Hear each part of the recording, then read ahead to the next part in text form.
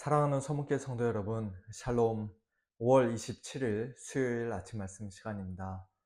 오늘 우리에게 주시는 하나님의 말씀은 창세기 48장 8절부터 22절까지의 말씀입니다. 제가 봉독해 드리겠습니다. 이스라엘이 요셉의 아들들을 보고 이르되 이들은 누구냐? 요셉이 그의 아버지에게 이르되 이는 하나님이 여기서 내게 주신 아들들이니이다. 아버지가 이르되 그들을 데리고 내 앞으로 나아오라. 내가 그들에게 축복하리라. 이스라엘의 눈이 나이로 말미암아 어두워서 보지 못하더라.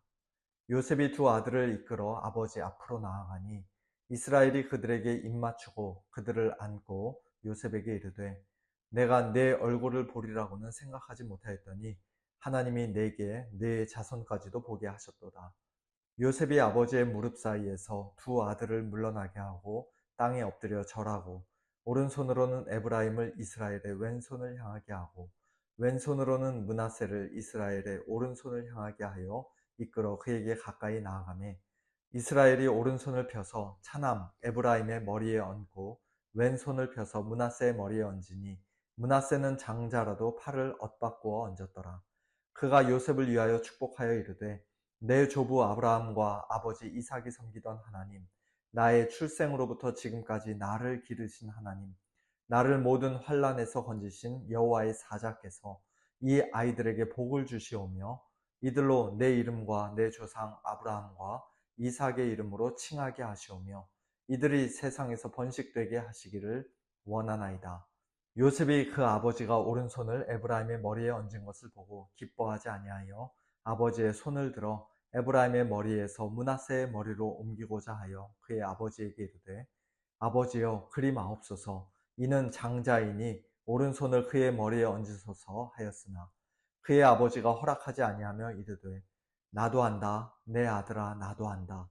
그도 한 족속이 되며 그도 크게 되려니와 그의 아우가 그보다 큰 자가 되고 그의 자손이 여러 민족을 이루리라 하고 그 날에 그들에게 축복하여 이르되 이스라엘이 너로 말미암아 축복하기를 하나님이 내게 에브라임 같고 므낫세 같게 하시리라 하며 에브라임을 므낫세보다 앞세웠더라.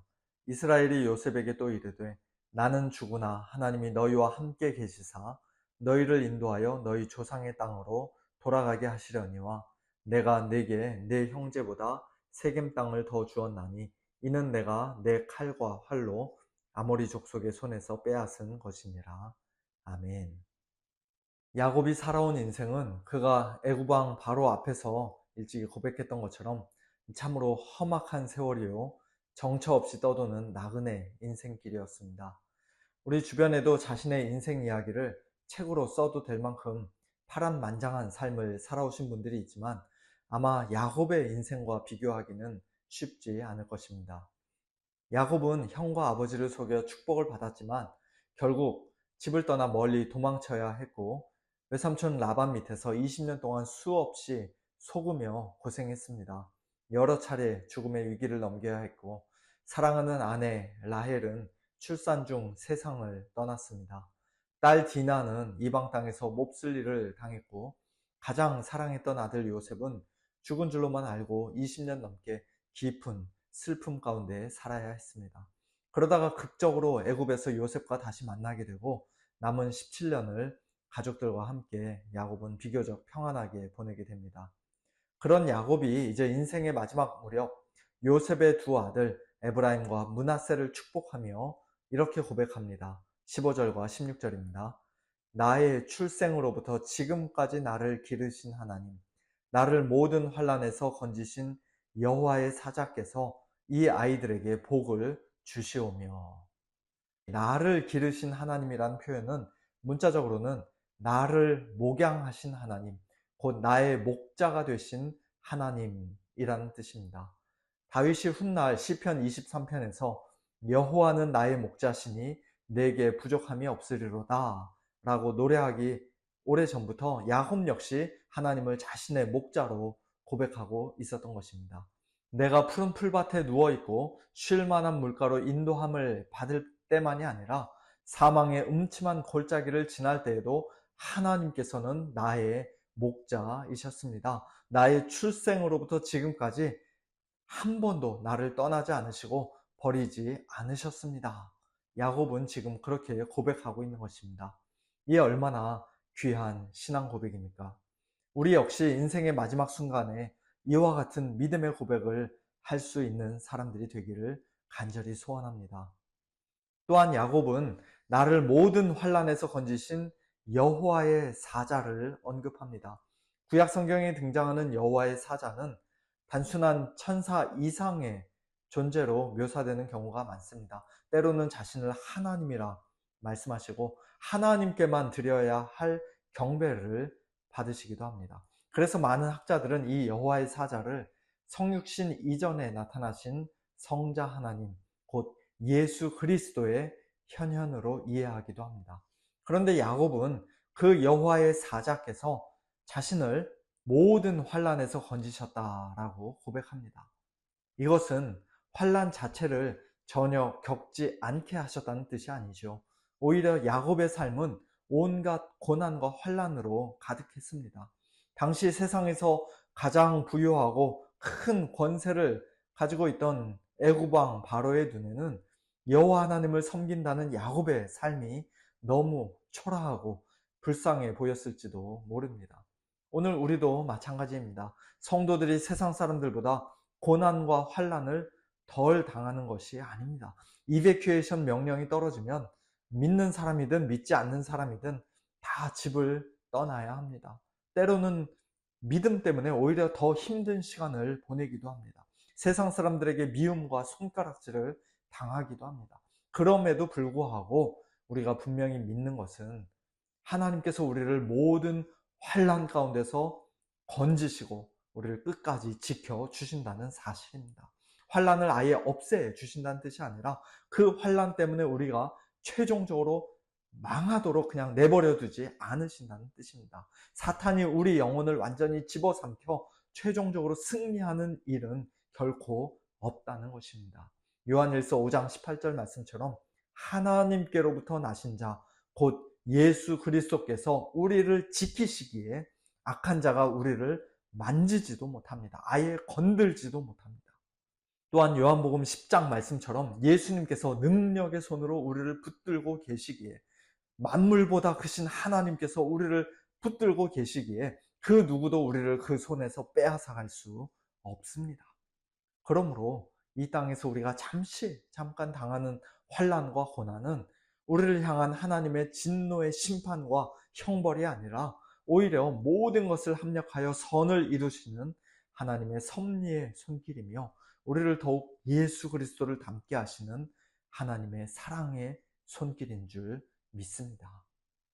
오늘 본문에서 한 가지 특이한 점은 야곱이 요셉의 두 아들을 축복하면서 일부러 두 손을 엇갈리게 하여 오른손은 작은 아들 에브라임 머리 위에, 왼손은 큰 아들 므낫세의 머리 위에 얹었다는 사실입니다. 그것을 못마땅하게 여긴 요셉이 아버지의 손을 바꾸어 드리려 하자 야곱은 이렇게 말합니다. 나도 안다. 내 아들아, 나도 안다. 눈이 어두워 실수한 것이 아니라 므낫세가 장자인 줄 나도 잘 알고 있다는 뜻입니다. 그럼에도 불구하고 야곱은 계속해서 말합니다. 그도 한 족속이 되며 그도 크게 되려니와 그의 아우가 그보다 큰 자가 되고 그의 자손이 여러 민족을 이루리라. 그리고 하나님이 내게 에브라임 같고 므낫세 같게 하시리라 하며 에브라임을 므낫세보다 앞세워 더 크게 축복했습니다. 히브리서 11장 21절은 바로 이 사건을 언급하면서 야곱의 믿음에 대해 이렇게 말씀합니다. 믿음으로 야곱은 죽을 때 요셉의 각 아들에게 축복하고 그 지팡이 머리에 의지하여 경배하였으며, 요셉의 두 아들을 축복한 이 사건이 어떻게 야곱의 믿음을 보여주는 것입니까? 그것은 하나님 앞에서 누가 복을 받고 누가 하나님의 언약을 이어받는가는 인간의 어떤 자격이나 조건이나 공로 때문이 아니라 전적으로 하나님의 주권적인 선택과 은혜에 달려있다는 사실을 야곱이 믿음으로 인정했기 때문입니다. 사실 이 원리는 창세기 전체를 통해 반복적으로 나타납니다. 아담과 하와의 맏아들 가인이 아니라 아벨이, 또 아벨이 죽은 후에는 셋이 언약의 계보를 이어받았습니다. 아브라함의 육신의 아들 이스마엘이 아니라 늦게 태어난 약속의 아들 이삭이 선택받았고, 또 이삭의 큰아들 에서가 아니라 작은 아들 야곱이 하나님의 언약의 복을 받았습니다. 그들이 더 착하거나 더 훌륭해서가 아니라 처음부터 끝까지 하나님의 주권적인 은혜였습니다. 야곱은 이제 자신의 삶 전체를 돌아보며 그 사실을 누구보다 잘 알게 되었습니다. 그래서 이번에도 믿음으로 에브라임을 므낫세보다 더 앞세워 축복한 것입니다. 그리고 실제로 그 축복대로 훗날 에브라임 지파는 이스라엘 가운데 매우 강성한 지파가 되었고, 북이스라엘 전체를 대표할 정도로 큰 영향력을 가지게 됩니다. 이 원리는 오늘 우리에게도 동일하게 적용됩니다. 세상적으로는 똑똑하고 능력 있고 많이 배우고 많이 소유하고 성공한 사람이 하나님을 더 잘 믿을 것처럼 보이지만, 그러나 사도 바울은 고린도전서 1장에서 정반대의 말씀을 합니다. 형제들아, 너희를 부르심을 보라.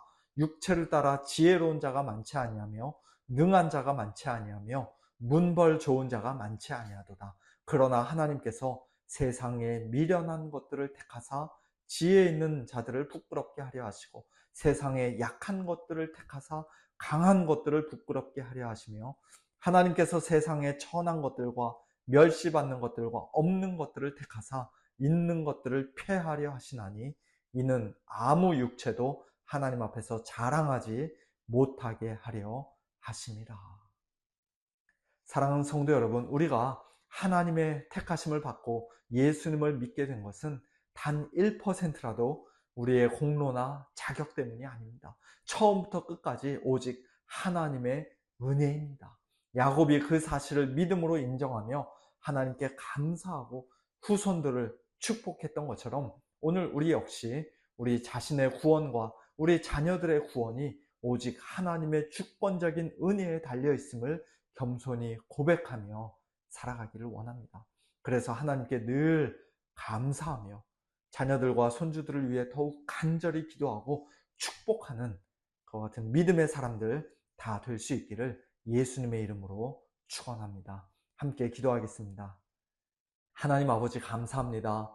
야곱의 파란만장했던 삶 속에서 한평생 그의 목자가 되어주시고 그를 모든 환난 가운데서 건져주셨던 하나님께서 오늘 저희에게도 동일한 목자가 되어주시며 우리의 삶을 날마다 인도하시고 끝까지 책임져 주시는 줄 믿고 감사를 드립니다.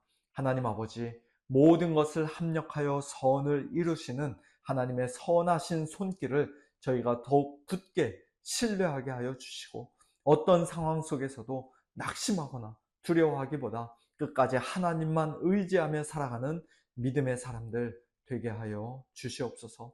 저희 삶의 모든 순간마다 하나님께 감사와 영광을 올려드리는 성도들 되게 하여 주시옵소서. 특별히 우리의 자녀들과 모든 후손들을 하나님 손에 맡겨드리며 축복합니다.